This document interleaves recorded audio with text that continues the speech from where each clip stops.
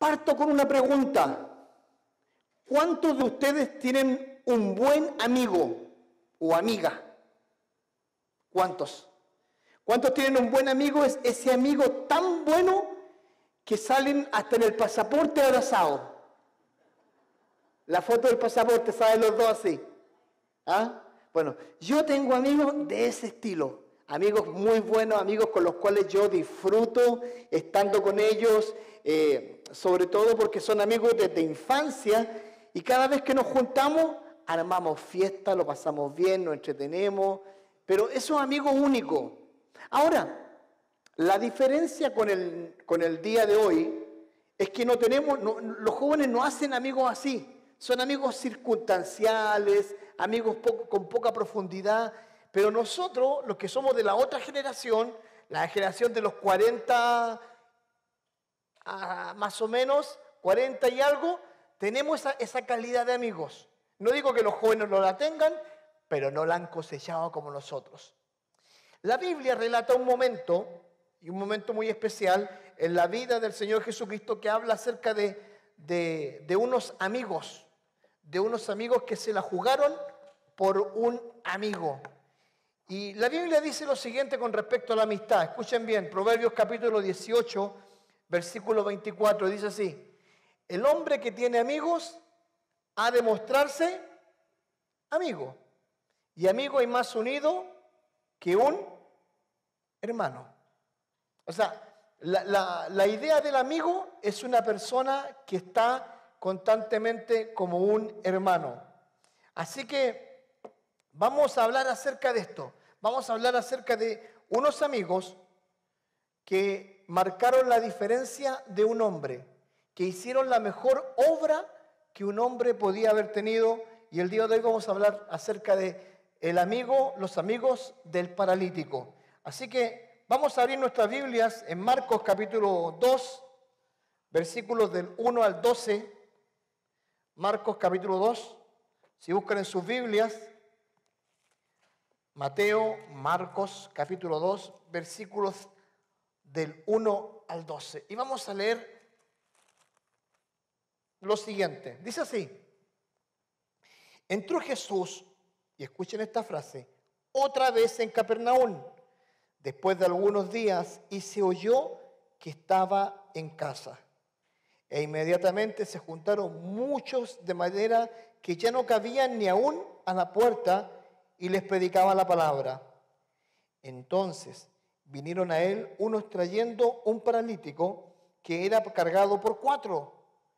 Y como no podían acercarse a él a causa de la multitud, descubrieron el techo de donde estaba, y haciendo una abertura, bajaron el lecho en que yacía el paralítico. Escucha esto. Al ver Jesús la fe de ellos, dijo al paralítico: hijo, tus pecados te son perdonados. Estaban allí sentados algunos de los escribas, los cuales cavilaban en sus corazones: ¿por qué habla este así? Blasfemias dice. ¿Quién puede perdonar pecados sino solo Dios? Y conociendo luego Jesús en su espíritu que cavilaban de esta manera, dentro de sí mismo les dijo: ¿por qué caviláis así en vuestros corazones? ¿Qué es más fácil decir al paralítico: tus pecados te son perdonados? ¿O decirle: levántate, toma tu lecho y anda? Pues para que sepáis que el Hijo del Hombre tiene potestad en la tierra para perdonar pecados, dijo al paralítico. Entonces se levantó enseguida. Dijo al paralítico: a ti te digo, levántate, toma tu lecho y vete a tu casa. Entonces él se levantó enseguida y tomando su lecho salió delante de todos, de manera que todos se asombraron y glorificaron a Dios diciendo: nunca hemos visto tal cosa.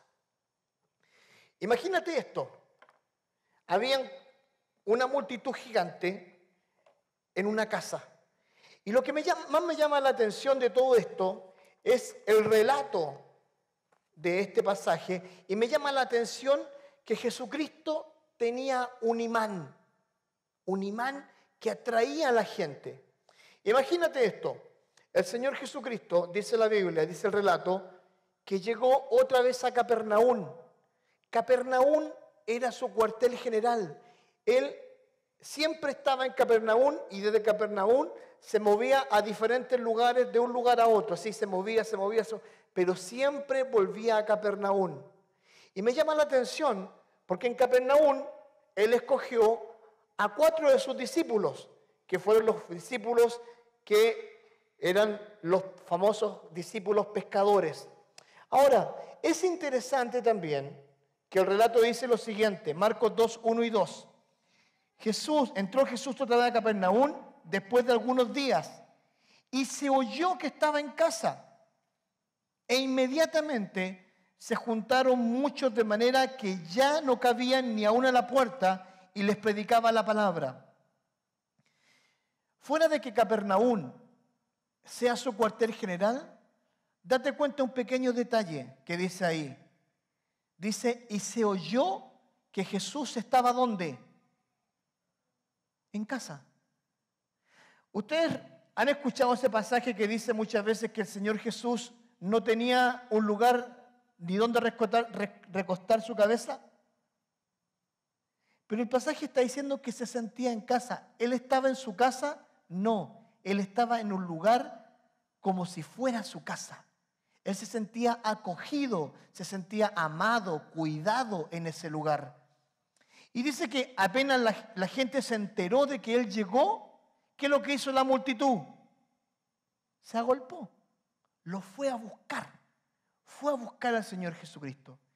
Y me llama la atención este pasaje, porque este pasaje está diciendo que la gente se agolpó, buscó a Jesús, llegó a ese lugar, y date cuenta de un detalle. ¿Dice en algún momento que estaba haciendo milagros? No. ¿Dice que estaba sacando demonios? No.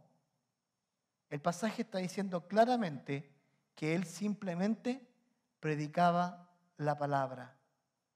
La multitud se agolpaba o se acercaba a Jesús simplemente a escuchar su palabra. Otro dato, era un día de semana, era un día de trabajo. Pero pastor, ¿cómo sabe eso? Fácil. Solo el día sábado se hacían reuniones en las sinagogas. Era el día en que los hombres iban a las sinagogas a escuchar a los fariseos. Los otros días no era obligación, la gente no iba, hacían sus labores, pero el día sábado era reservado y obligatorio estar en la sinagoga. Ahora, si hubiese sido sábado, ya estarían los fariseos diciendo, ¿por qué este está enseñando? ¿Por qué este está haciendo esto? Porque siempre habían fariseos, como lo vamos a ver más adelante. Pero era un día de semana. Y el Señor Jesucristo llega, y a lo que llega es simplemente a enseñar la palabra de Dios. El año 1955 comenzó un movimiento que se llamó el movimiento Cristo Salva.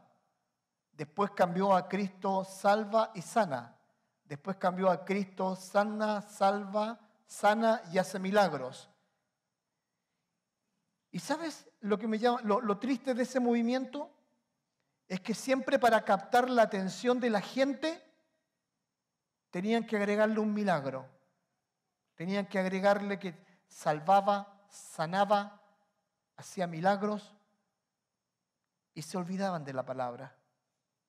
Hoy en día la gente busca el milagro, busca la prosperidad, busca el que le den el requisito, la forma de poder hacerse rico. Da 10 y Dios te da 100. Siempre está buscando eso. Pero nos olvidamos de algo. Nos olvidamos de la palabra. Nos olvidamos de lo bonito que es escuchar simplemente la palabra. Nos olvidamos de repente tener pequeños grupos donde haya un café y podamos estudiar la palabra. Y eso es lo que producía el Señor Jesucristo. Producía cambios en la gente a través de la palabra. Y la palabra de Dios tiene una fuerza tan poderosa que puede hacer cambiar vidas, tan poderosa que puede hacer cambiar mentalidades. Y en este momento la gente, esa multitud, estaba sentada escuchando la palabra. Pero hay un detalle más que dice ahí. Dice que la gente se agolpó, llenó la casa, llenó los patios. ¿Te imaginas esta iglesia estuviera tan llena que tuviéramos que colocar bocinas afuera simplemente porque la gente quiere escuchar la palabra? ¿Te imaginas cómo sería? Sería hermoso. Me tocó ir a una campaña de, en ese momento, Jimmy Swaggart, el año 1980 y algo, no me acuerdo bien, algunos de ustedes no habían nacido porque son más jóvenes que yo. No escuché ni una amén, así que todos nacieron para esa fecha. Y recuerdo que el pastor Jimmy Swaggart era un evangelista. Llenó 3 veces el Estadio Nacional. O sea, 8 por 3, 24, 240,000 personas. Y simplemente predicaba. Predicaba. Y eso es lo que hoy en día se está perdiendo. Queremos darle más espectacularidad a todo. A veces la palabra no lo es todo. No lo es. Hay que ponerle más, hay que agregarle más. Pero el Señor Jesucristo enfocó su vida en la palabra. No lo enfocó en los milagros. Los milagros eran para demostrar que Él era el Mesías. Pero los cambios realmente que Él lograba eran por su palabra. Oremos a Dios para que esta iglesia se enfoque en su palabra, se enfoque en que lo más importante es la palabra de Dios en nuestras vidas. Que cada vez que un hombre de Dios ocupe este púlpito y se presente delante de Dios, lo pueda hacer simplemente entregando su palabra, la palabra de Dios, y no sus historias, no sus experiencias, no sus sueños, no sus ideas políticas o religiosas, sino que simplemente sea su palabra, como la que la gente entendió en ese momento en Capernaum, que era más importante escuchar al maestro que verlo hacer milagros. Sigamos con el pasaje. Marcos capítulo 2, versículos 3 y 4, dice así: entonces vinieron a él unos trayendo un paralítico que era cargado por 4. Y como no podían acercarse a él a causa de la multitud, descubrieron el techo de donde estaba y haciendo una abertura bajaron el lecho en que yacía el paralítico. Parece algo irreal, parece algo hasta podemos decir así, hasta un poco ridículo, el hecho de pensar de que alguien te haga un hoyo en el techo.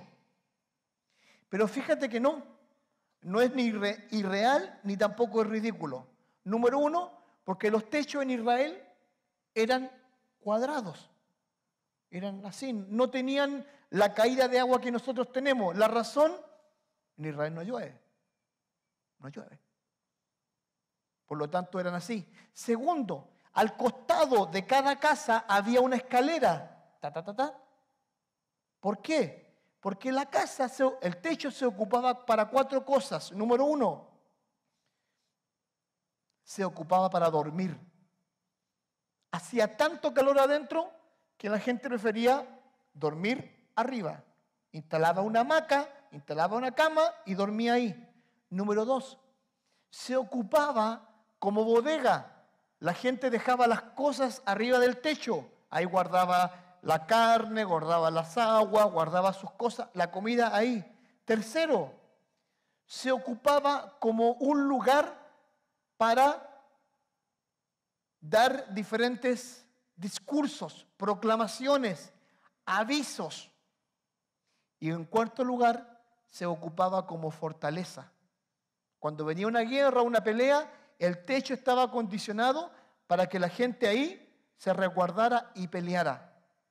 Por lo tanto, cuando está diciendo acá que estos hombres, estos 4 hombres, subieron al techo, la verdad de las cosas, visto de esta forma, no es nada ridículo. Es algo que sucedía, es algo que pasaba, es algo que era real. Por lo tanto, es algo que me llama la atención, el hecho de cómo lo hicieron. Ahora, imagínate esto. Una de las cosas que me llama la atención de este pasaje, y cuando hablo de los amigos me gusta mucho porque ellos fueron muy condescendientes y amorosos con este joven paralítico. Pero fíjate este detalle. Esta semana estuve en un programa de internet de nuestros hermanos Manuel y María Pérez, una familia de República Dominicana, y les compartí un poco este pasaje. Y les decía lo siguiente, date cuenta de esto. El paralítico no se podía mover, no podía caminar, lo llevaban en camilla, 4 personas. Obviamente no existían las sillas de ruedas, ya nos damos cuenta que no. Posiblemente el amigo o el paralítico era muy amigo de estos 4 que estaban allí. Y los amigos lo amaban tanto a él que posiblemente se lo llevaban de un lugar a otro. Iban a una fiesta, se llevaban al paralítico. Iban a comer, se llevaban al paralítico. Salían a ver un partido, se llevaban al paralítico. Iban a ver carreras de camellos, se llevaban al paralítico. O sea, el paralítico ahí era algo así como infaltable. Ahí tenía que estar el paralítico. Pero ¿saben las cosas que me llaman la atención del paralítico? Es que el paralítico vivía una condición miserable. ¿Cuál era? Era una carga, era una molestia. Una molestia. Y sabes, los 4 amigos llevaron al paralítico con una condición miserable a los pies de Cristo. Escucha esto. Los 4 amigos llevaron al paralítico a los pies de Cristo con una condición miserable. Acaba. En algún momento de nuestras vidas, algún amigo te llevó a los pies de Cristo en tu condición miserable. Siempre hay un amigo que nos puede llevar a los pies de Cristo. Siempre. Te voy a hacer la pregunta que quiero que te quede en tu mente. ¿Cuándo fue la última vez que llevaste a un amigo en una condición miserable a los pies de Cristo? No te hablo a la iglesia, a los pies de Cristo. ¿Cuándo fue la última vez que le testificaste y le hablaste de la gracia de Dios a un miserable que no conocía a Cristo? ¿Cuándo? ¿Cuándo fue? Los amigos lo hicieron. Y te digo algo, para ser amigo hay que hacerlo. Yo me recuerdo muy bien que cuando yo conocí a Cristo ese 24 de marzo del año 83, a la siguiente semana yo llevé a mi mejor amigo, Rubén Aguirre, al cual lo amo mucho, porque él es mi hermano, el hermano que nunca tuve, el hermano hombre que nunca tuve.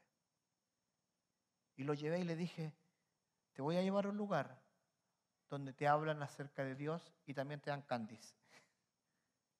Obviamente fue por los candies. Pero en ese lugar él conoció a Cristo. Y hasta el día de hoy mi amigo sigue en los caminos del Señor. ¿Sabe lo importante que es usted para poder llevar a otros a Cristo? Una vez un misionero, Beto Tarasiuk, dijo esto que me quedó muy grabado, que cuando invites a una persona a la iglesia, que el mensaje que escuchó de parte del pastor sea el segundo mensaje, porque el primer mensaje tiene que ser el tuyo, el mensaje de salvación. Y sabes, querido, tenemos una responsabilidad delante de Dios de ser como los amigos del paralítico. Porque todos nosotros conocemos la condición espiritual posiblemente de más de algunos de nuestros amigos y no les hemos compartido el Evangelio. Pero es nuestra responsabilidad. No te quedes con compartirlo solamente por las redes sociales o por algún versículo, sino simplemente busca la oportunidad de llevar a los pies de Cristo a un miserable como llevaron al paralítico. Interesante, ¿no? Interesante idea. La confusa declaración de Jesucristo me llama la atención porque Jesucristo tenía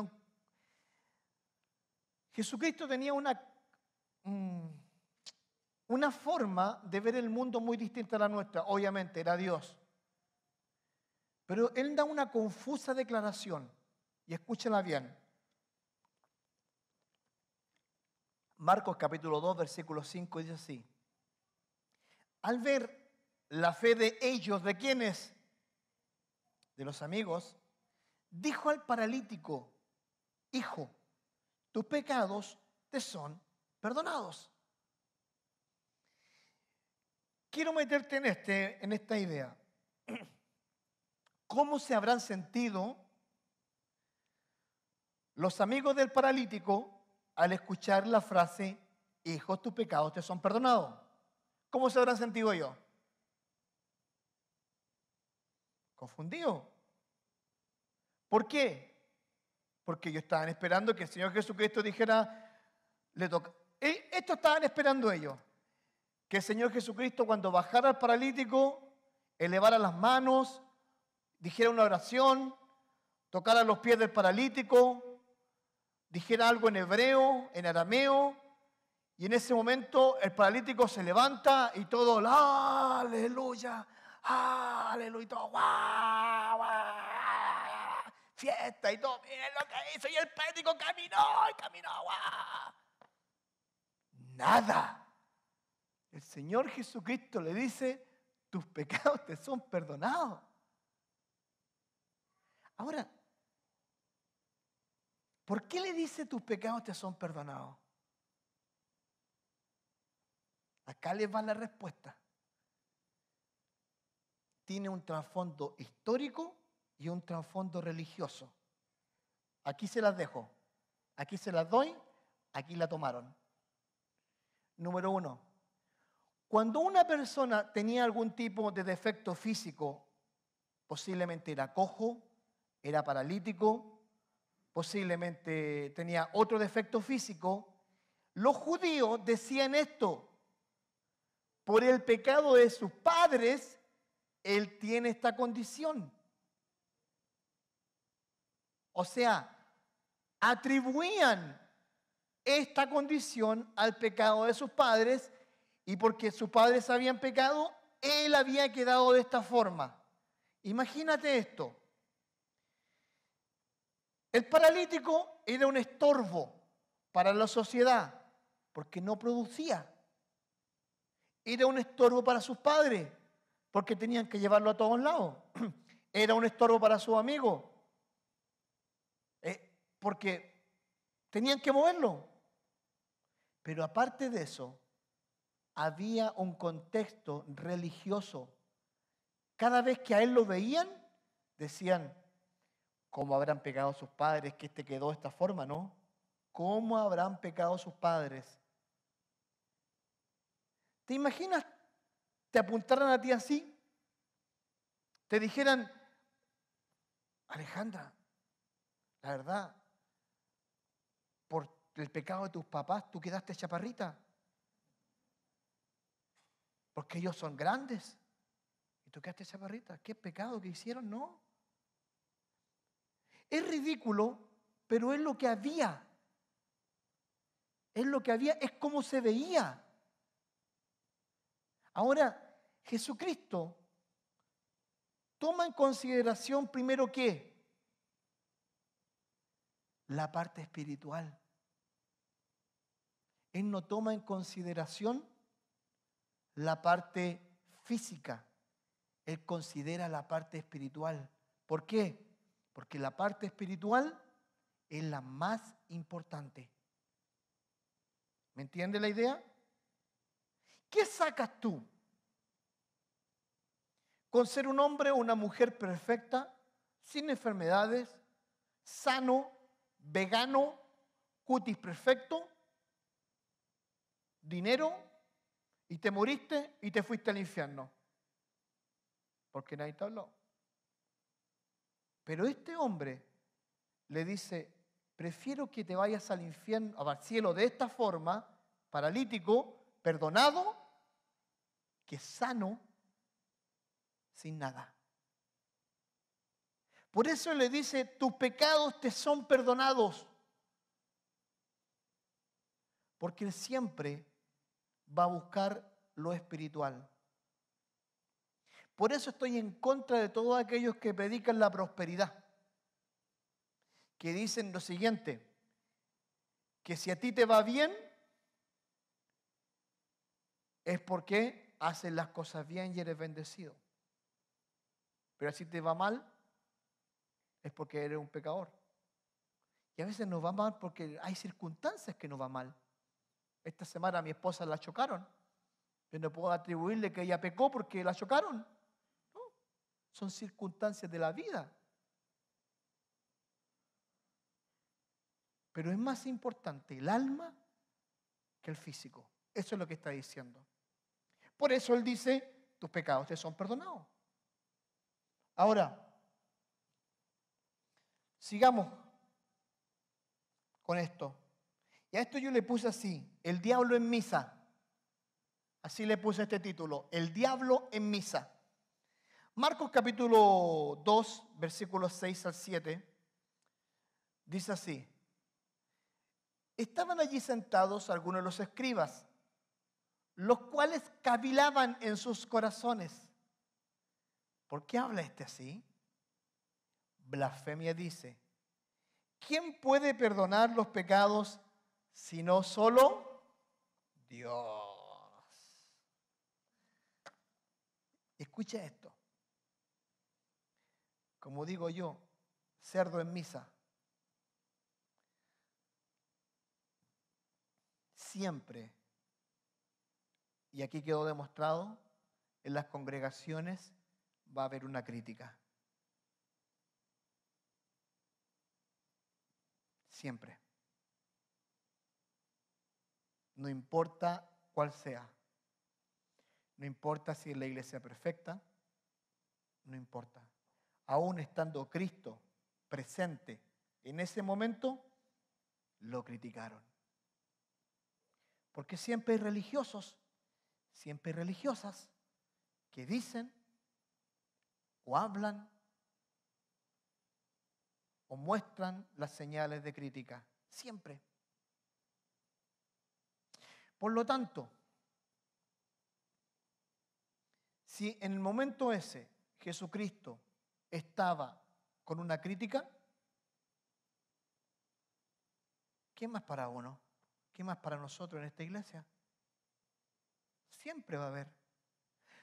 Te digo una cosa, las iglesias se dividen, los hermanos se van, muchas veces se van enojados, muchas veces por el liderazgo, muchas veces por una actitud, muchas veces porque piensan o creen que no son importantes, muchas veces porque, qué sé yo, inventan cosas en su cabeza, muchas veces porque no les gustó el pastor o su esposa o sus hijos, muchas veces porque los diáconos no tampoco les gustan. Siempre va a haber una crítica. En este momento la había. Ellos cavilaban en sus corazones y pensaban y decían, pero ¿quién se cree este que está perdonando pecados? solo Dios puede perdonar pecados. Estaban delante de Dios. Y quiero decirte esto. Ellos no tuvieron ningún respeto en considerar que estaban delante de Dios. Pero pasa lo mismo en la iglesia. ¿Qué dijo Jesucristo en Mateo? Donde haya 2 o 3 congregados en mi nombre, ¿qué dice? Ahí estoy yo con vosotros. Pero muchas veces, estando la congregación completa, se usa la tribuna para la crítica, para la mala crítica, porque no existe la crítica constructiva, la mala crítica. Ahora, ¿qué dice la Biblia acerca de esto? Dice Santiago capítulo 4, 11 y 12, hermanos, no murmuréis los unos de los otros. El que murmura del hermano y juzga a su hermano murmura de la ley, murmura de la palabra de Dios, dice así, y juzga la palabra de Dios, la ley. Pero si tú juzgas a la ley, no eres hacedor, sino que eres un juez. Un solo es el dador de la ley, de la palabra, que puede salvar y perder. Pero tú dice, ¿quién eres para que juzgues a otro? ¿Entendiste el concepto? Que cuando nosotros murmuramos, estamos murmurando no solamente en contra del hermano, sino que estamos murmurando en contra de la ley, que es la palabra de Dios. Y ya dejamos de ser, no solamente pasamos a ser juzgadores, sino que pasamos a ser jueces. Y cuando somos jueces, nos creemos con la autoridad para decir lo que se nos da la gana. Si hay una cosa que me gusta de los políticos, sobre todo cuando trabajan en grupo, en masa, ejemplo, el Partido Comunista, ellos trabajan así, ellos trabajan en grupo, en masa. Si uno dice una cosa, el otro ¿qué hace? Lo respalda, lo respalda, lo respalda, lo respalda, lo respalda, lo respalda, lo respalda. Y hacen un grupo, una fuerza tan grande que se respaldan el uno al otro. ¿Pero qué hace la iglesia? Muchas veces nos tiramos dardos unos a otros. Y siempre digo, no estamos para juzgar, no estamos para juzgar, pero cuesta. No estamos. Ninguno de nosotros está para juzgar. Y si hay alguno que se cree superior para juzgar, es posible que sea un no creyente. Ninguno. Ahora, estando allí, en la presencia de Cristo, en la presencia de Dios, estos tipos llegaron y juzgaron. Que Dios nos libre de juzgar al hermano. Y si por alguna razón, motivo, circunstancia, por acto de omisión o no omisión hemos ofendido al hermano, corre a pedir perdón para que el hermano no se nos vaya, sino que lo cuidemos y lo tengamos cerca. Porque recuerda esto, en la iglesia hay 2 tipos de creyentes, un creyente maduro y un creyente inmaduro. A veces los inmaduros son más que los maduros y los inmaduros son como bebés. Pero hay que cuidarlos, no hay que criticarlos. La pregunta interna de los fariseos, ¿quién puede perdonar pecados si no solo Dios? Es una pregunta retórica que ellos mismos se responden. Estaban enfrente de Dios, pero no lo sabían. ¿Por qué? Porque estaban cegados, ciegos. La pregunta inquietante de Cristo, escúchala bien. ¿Qué es más difícil? ¿Decir al paralítico tus pecados te son perdonados? ¿O decirle levántate, toma tu lecho y anda? ¿Qué era más difícil de decir? Decirle tus pecados te son perdonados o decirle toma tu lecho. ¿Qué era más difícil? Las dos. Porque las dos tenían que tener un poder superior que lo respaldara. Número uno, el poder para perdonar pecados. Solo Dios lo da. Número dos, el poder para decirle toma tu lecho y anda. El poder de Dios. Las dos eran difíciles. Por eso él le hace esa pregunta inquietante. A ver, ustedes que están cavilando en sus corazones, díganme, ¿qué es más difícil? A ver. Y te digo algo, él los confrontó. Quien diga que Cristo era un ser pasivo no lo era. Porque dice la Biblia que ellos lo tenían en su corazón y él desnudó su corazón, se los hizo saber y le digo, a ver, digan, ¿qué es más difícil? Vengan. Y en ese momento él los confronta.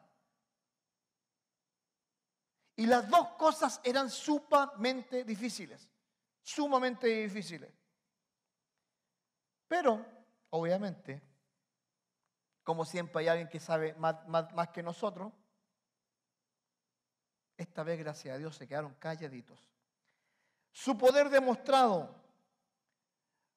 Los presentes no podían determinar si los pecados habían sido perdonados hasta que vieran un resultado. Escuche bien esto. El judío siempre demandaba ¿qué? Señales. Siempre hablaba de señales, señas. Por eso el Señor Jesucristo hacía milagros. Ahora, cuando el Señor Jesucristo le dice tus pecados te son perdonados, ¿es algo que la gente podía ver? Era algo interno del corazón. Era de acá. Ahora el Señor Jesucristo complementa eso y lo dice lo siguiente, Marcos 2:10.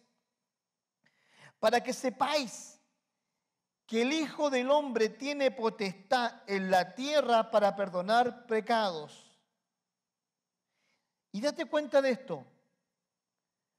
Alguna vez, en Marcos, la palabra Hijo del Hombre se repite 16 veces. ¿Sabes por qué se le denomina a Cristo el Hijo del Hombre? ¿Sabes por qué? Porque era 100% Dios y 100% hombre. Por eso se le denomina el Hijo del Hombre. Porque era 100% Dios y 100% hombre. Pero escucha bien. La palabra que él usa dice, para que sepáis que el Hijo del Hombre tiene potestad. La palabra potestad significa poder absoluto en la tierra para perdonar pecados. Y aquí comienza el cambio, versículo 11, el nuevo comienzo del paralítico. Marcos 2:11, y dijo, a ti te digo, levántate, toma tu lecho, ¿y qué dice? Y vete a tu casa. Levántate, toma tu lecho y vete a tu casa.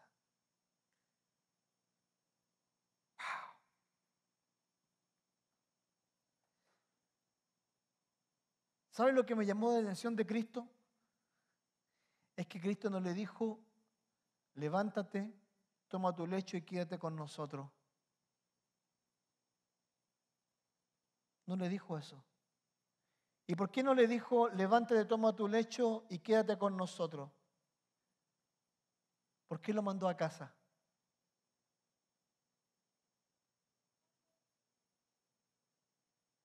¿Por qué lo mandó a casa? Cuando tienes noticias buenas, ¿a dónde vas a entregarlas primero? A la familia, ¿no?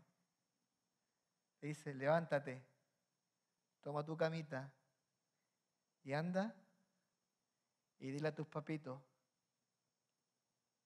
que tus pecados fueron perdonados y que la condición tuya, escucha esto, la condición tuya de paralítico ya no los puede culpar a ellos. Ya no pueden decir de ellos mi hijo está postrado por mis pecados. ¿Sabe lo que iba a hacer el paralítico cuando llegara a su casa? Le iba a quitar tremendo peso en el corazón a sus papás. Cuando sus papás lo vieran, ellos iban a llorar de alegría. Porque número uno, Dios lo había perdonado y Dios le había quitado el estigma religioso de que su condición era por el pecado de los papás. Por eso le dice, anda, toma tu lecho y vete a tu casa. No te quedes con nosotros, no te quedes aquí. No te necesito para demostrar mi poder. Simplemente toma tu lecho y anda, vete a casa.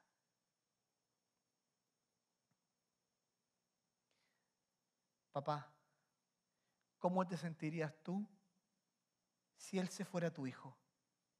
Si llegara de esa forma a tu casa y llegara gritando, papá, mamá, soy perdonado y soy restaurado. Papá, mamá. Hasta que lo estudié el pasaje, no lo entendí. No lo entendí. Y cuando lo entendí, pensé en mis hijos. Pensé en mis hijos.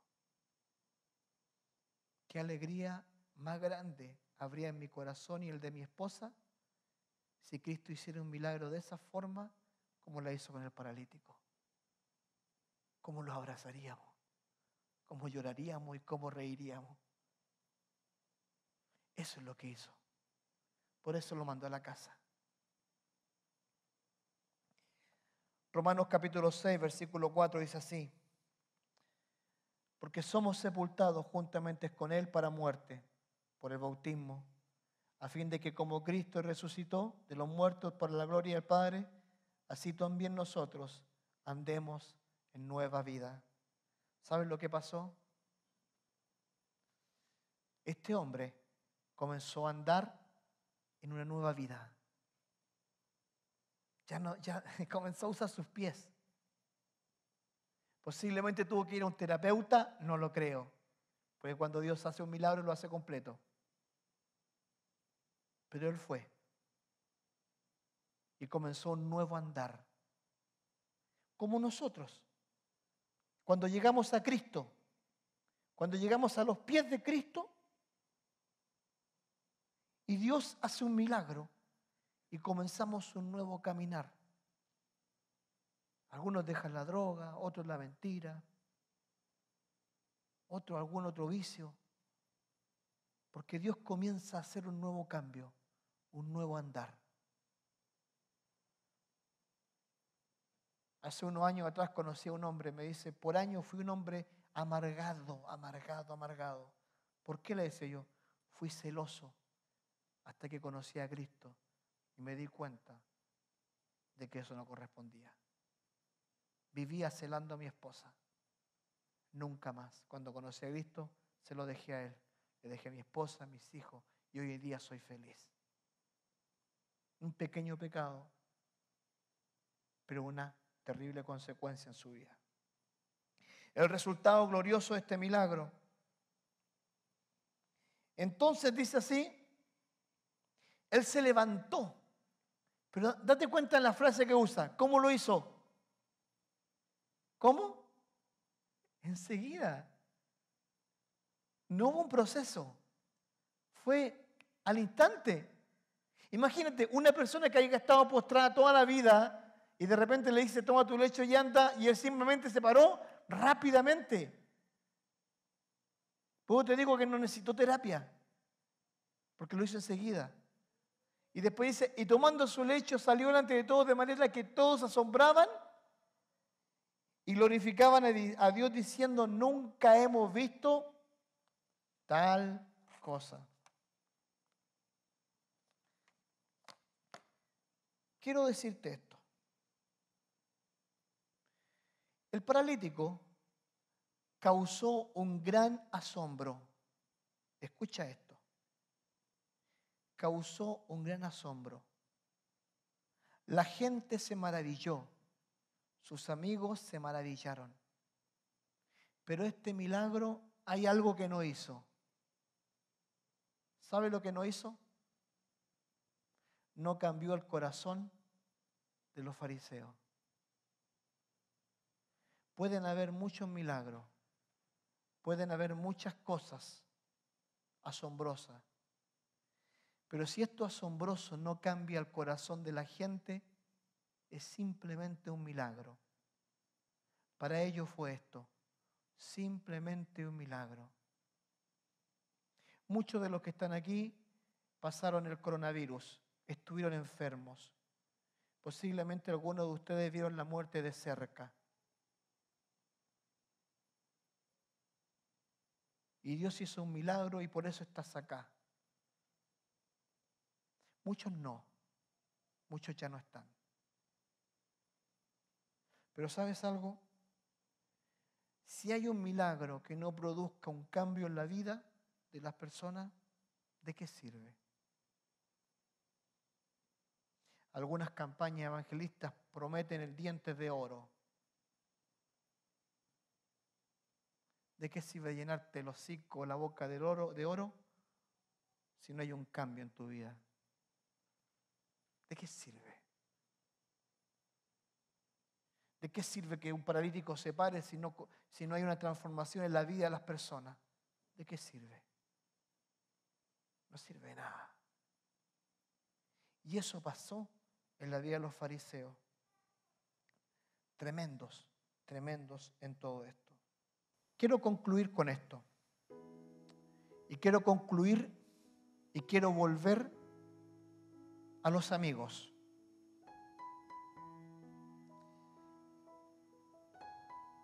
Ellos cargaron al amigo que tenía una gran necesidad. Si bien era física, el paralítico salió doblemente bendecido. Salió perdonado y salió caminando. Los amigos fueron por lo físico y Dios les entregó un hombre restaurado. Para eso fuimos llamados, para cargar y llevar a los pies de Cristo a quienes tienen una gran discapacidad espiritual que lo está condenando al infierno. Piensa en un amigo o un familiar que necesite de este mensaje para llevarlo hasta el techo y escucha bien, y bajarlo a los pies de Cristo, a los pies de la cruz, a los pies del Maestro. Piensa en alguien. Considera este mensaje un desafío para poder cargar a algún amigo, alguna amiga, algún familiar, para que lo carguemos a los pies de Cristo. Y como cantaba Michael, para que algún día, cuando estemos delante del Señor, podamos imaginarnos a aquellos que nosotros llevamos a los pies de Cristo. Porque ¿sabes una cosa? Algún día en el cielo te vas a encontrar, y escucha bien esto, con las personas que llevaste a Cristo. Y posiblemente te van a decir, gracias por darme al Salvador. Gracias por entregarme el mensaje. Gracias. Porque si no hubiese sido por ti, yo no estaría aquí. Porque Dios te usó. Eso es lo único que nos debe mover. Más allá de la infraestructura, más allá de lo hermoso que puede ser estar en un lugar como este, la única pasión y lo único que nos puede mover es simplemente, y escucha bien esto, simplemente llevar a los pies de Cristo a quienes hoy más lo necesitan.